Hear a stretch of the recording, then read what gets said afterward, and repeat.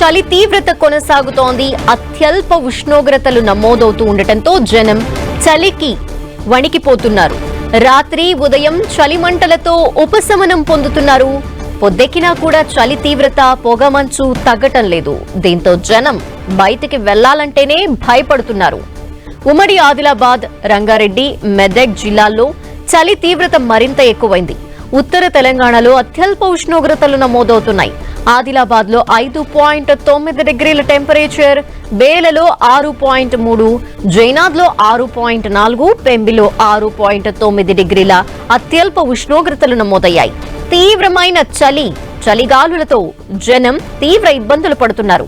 ఉదయం స్కూళ్లకు వెళ్లేందుకు స్టూడెంట్స్ ఇబ్బందులు తప్పడం లేదు. దీంతో స్కూల్ టైమింగ్స్ మార్చాలని కోరుతున్నారు పేరెంట్స్.